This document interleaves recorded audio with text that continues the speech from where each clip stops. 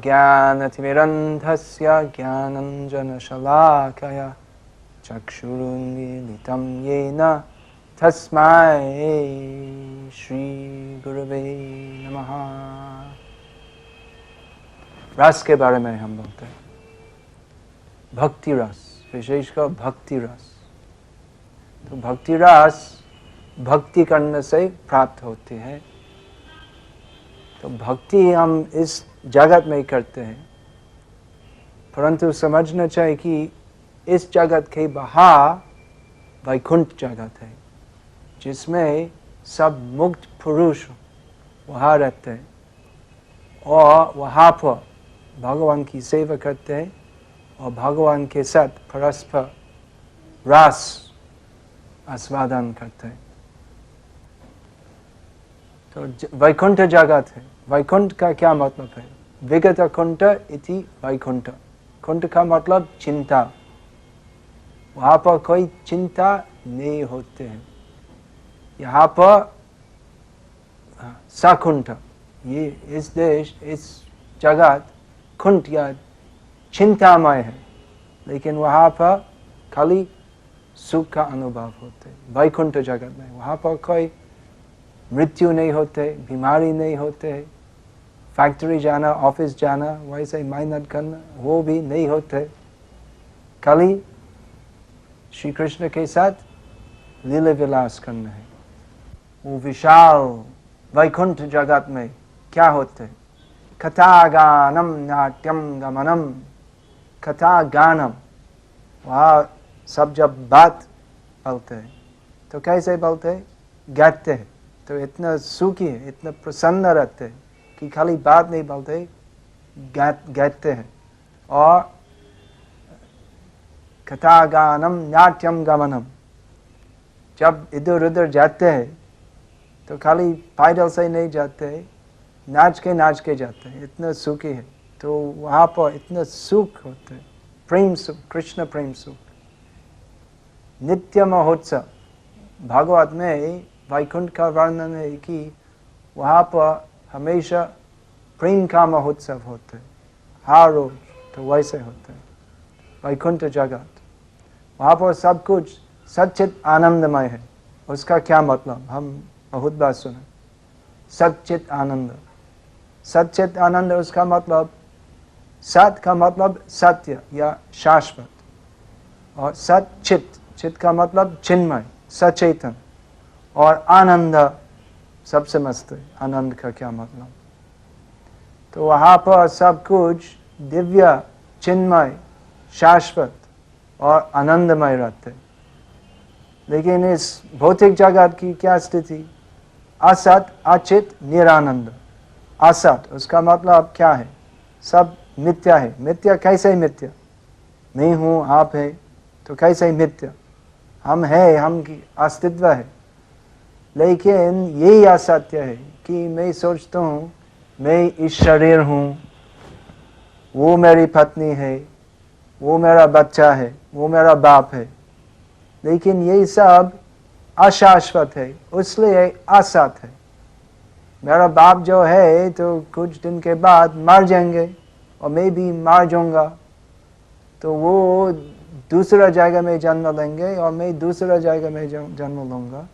तो वो संबंध जो है, मैं पुत्र वे पिता, वो असत है। और सब कुछ जो हम सोचते हैं कि पैसा लाने से, सिनेमा जाने से, बीच चौपाटी जाने से हम सुखी होंगे, वो सभी प्रयास मायिक सुख अनुभूति के लिए, वो सब असत है। क्योंकि इस भौतिक सुख से कोई सुख नहीं होते। तो इसलिए सब कुछ असत और अशाश्वत, उस प्रकार भी असत और अचित। सब चैतन्यमय है, हमारे चेतन है। लेकिन क्या चेतन नहीं है? यही चेतन कि मैं भगवान का दास हूँ, वो सही चेतन है। कि मैं आत्मा हूँ, मैं भगवान श्री कृष्ण जो परमात्मा, परम ब्रह्म, मैं भगवान श्री कृष्ण का दास हूँ। जीव स्वरूप हो कृष्ण नित्य दास। तो इस प्रकार हम अचेतन हैं। हमारे शाश्वत और दिव्य कर्तव्य क्या है, हमारी शाश्वत स्थिति क्या है, हमें मालूम नहीं है। तो इसलिए अचेतन, असत, अचित और निरानंद, वो सब आनंद जो है इस जगत में, तो आनंद नहीं है। सुख का नाम में चलते, सुख की छाया है, लेकिन वास्तविक आनंद नहीं होते। तो इसलिए इस जगत असत, अचित, निरानंद है। और सब रास जो यहाँ पर है वो भी असत, अचित और निरानंद है। जैसे वो एक ग्लास दूध देखते हैं और जैसे अच्छा चीज है, लेकिन वास्तव में वो विष है। अगर हम पिएंगे तो अगर दूध देखते हैं हम सोचते हैं वो अच्छा चीज है, हमको पुष्टि करेंगे, स्वाद भी अच्छा होगा, लेकिन उसका खाने से क्या मिलते है, जैसे नीम का रस और जैसे विष। स्वाद जैसे नीम का रस और उसका प्रतिक्रिया जैसे विष। तो उस प्रकार मायिक सुख, तो हम सोचते हैं वो अच्छा होगा, लेकिन क्या होते है, अच्छा नहीं होते है। तो वहां जानना चाहिए, वैकुंठ जगत जिसमें कोई चिंता नहीं होते और उसका अवस्था सच्चित आनंदमय है। जैसे भगवान सच्चित आनंदमय है, जीव भी सच्चित आनंदमय है। भगवान विशाल है और हम बहुत ही छोटे हैं, लेकिन जैसे भगवान हम भी सच्चित आनंदमय है। और वास्तविक रस वो सच्चित आनंदमय प्रेम संबंध जो श्री कृष्ण के साथ स्थापित होना चाहिए उसमें मिलते। तो इसलिए वैकुंठ जगत जानना चाहिए। वहाँ पर भक्तों, जो भगवान के शुद्ध भक्तों, वैकुंठवासियों, वहाँ पर वैकुंठवासियों 5 प्रकार रस में नित्य प्रेम सुख आस्वादन करते हैं। तो पहला रस शांत रस कहलाते हैं। जैसे वैकुंठ या गोलोक में घास, श्री कृष्ण की वंशी, सभी वृक्ष, भगवान के गाय, सब शांत रस में है। मतलब श्री कृष्ण की महत्व को स्वीकार करते और श्री कृष्ण की भक्ति करते, लेकिन वो भक्ति इतना उन्नत नहीं है जैसे दूसरे भक्तों का। तो शांत रस है। वैकुंठ जगत में घास, लकड़ी, सब कुछ, आकाश, सब चिन्मय सचेतन है और सब भगवान श्री कृष्ण की भक्ति करते हैं। तो दूसरी रस दास्य रस कहलाते हैं। दास्य, दास्य का मतलब दास, किंकर, सेवक, सब भगवान के दास है और सब जो भगवान की सेवा करते हैं भगवान के दास है। लेकिन दास्य रस में वो सेवा भाव बहुत ज़्यादा होते हैं। जैसे वृंदावन में पत्री, रक्तक, ये सब भगवान के दास है। और सबसे प्रसिद्ध दास कौन है? हनुमान, रामचंद्र अवतार का प्रधान सेवक हनुमान सदैव दास्य रस से प्रेम आस्वादन करते हैं। हनुमान श्रीनाथे जानकी नाथे अभेद परमात्मने तस्मात् मम सर्वस्वम राम कमल लोचना, एक प्रसिद्ध श्लोक है रामायण से, जिसमें हनुमान बोलते कि मैं जानता हूँ कि श्रीनाथ, श्रीनाथ का मतलब लक्ष्मीपति, चतुर्भुज, विष्णु, नारायण, और जानकीनाथ मेरा कमल लोचन राम, दोनों अभेद है, एक ही है, परमात्मा भगवान है। फिर भी मेरी इच्छा है वो नारायण राम रूप में सेवा करना। तो वो दास्य भाव है कि हनुमान भगवान श्री विष्णु नारायण की सेवा का अवसर मिलके भी इतना प्रसन्न नहीं होते, क्योंकि उनकी इच्छा, हृदय की इच्छा है राम रूप में भगवान की सेवा करना, तो वो दास्य रास है। और दास्य रास में वो भगवान के सेवकगण भगवान के लिए सब प्रकार सहायता करते और उनकी सेवा करते, अंग सेवा और उनका स्नान करने के लिए सब तैयारी करते हैं, उनकी भोजन देने के लिए सब तैयार करते हैं। तो ये दास्य रस है।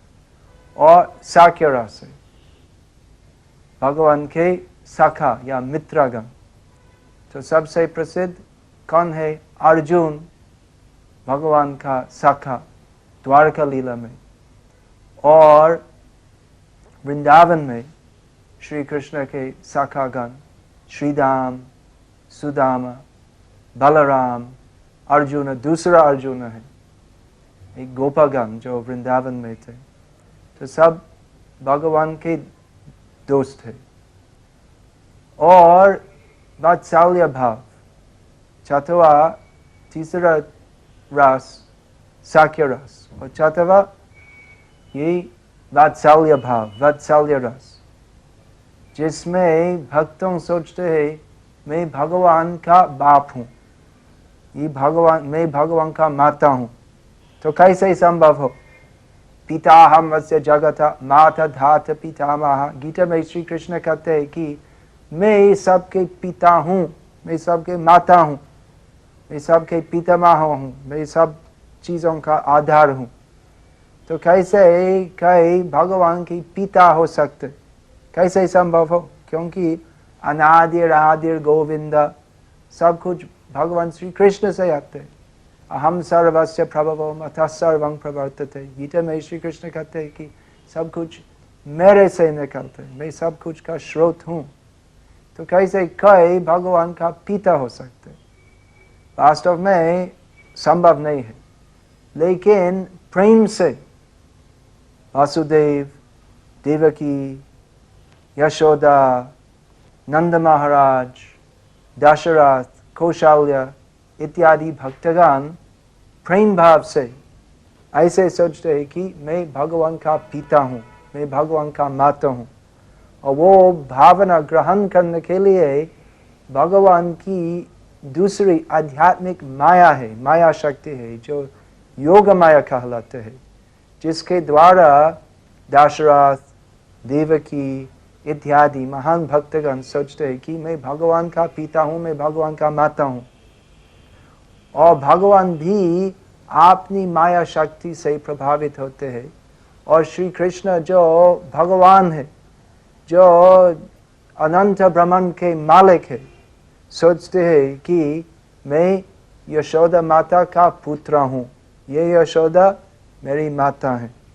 तो ये योग माया है, जिससे भक्तों सोचते हैं कि मैं भगवान का पिता या माता हूँ।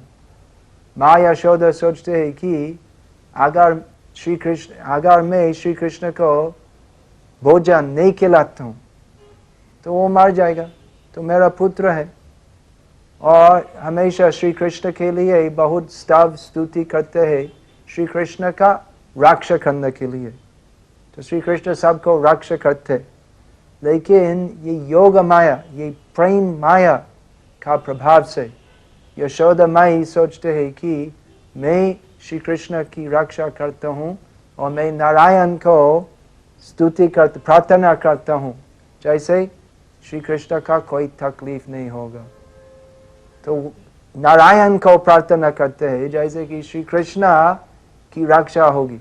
लेकिन श्री कृष्ण स्वयं नारायण है। तो देखो ये माया किस प्रकार माया, भौतिक माया नहीं है, ये वैकुंठ या गोलोक जगत का प्रेम विकार है।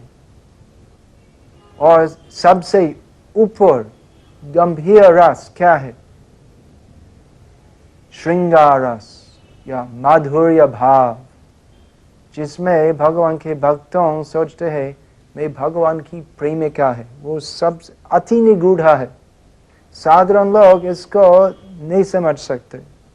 जैसे वृंदावन में गोपियां रास क्रीड़ा करते हैं श्री कृष्ण के साथ, जैसे द्वारका में द्वारका रानियों सोचते हैं मैं भगवान की पत्नी हूँ। जैसे वैकुंठ में लक्ष्मीगण सोचते हैं कि मैं भगवान की पत्नी हूँ। तो कैसे भगवान की पत्नी हो सकती?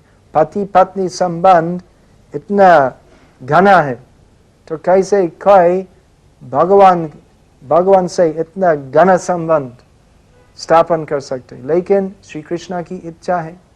श्री कृष्ण एक व्यक्ति है, मैं व्यक्ति हूँ, आप व्यक्ति है, श्री कृष्ण भी व्यक्ति है। वे परम पुरुष है, साधारण पुरुष नहीं है। फिर भी उनकी भावना है, इच्छाएं है। जैसे हम साधारण भौतिक कामना करते हैं वैसे नहीं है। श्री कृष्ण की इच्छाएं सभी चिन्मय, दिव्या, त्रिगुणातीत है। वो रस आस्वादन करने के लिए, तो रस यही जीवन का सार है। लेकिन किस प्रकार रस? प्रेम रस, शांत रस, दास्य रस, साक्य रस, वात्सल्य रस, माधुर्य रस। सबसे उत्कृष्ट है माधुर्य भाव, जो विशेषकर श्री कृष्ण चैतन्य महाप्रभु हमको सिखाता है। और भक्ति रसामृत सिंधु इस पुस्तक में उसका विवरण मिलते हैं।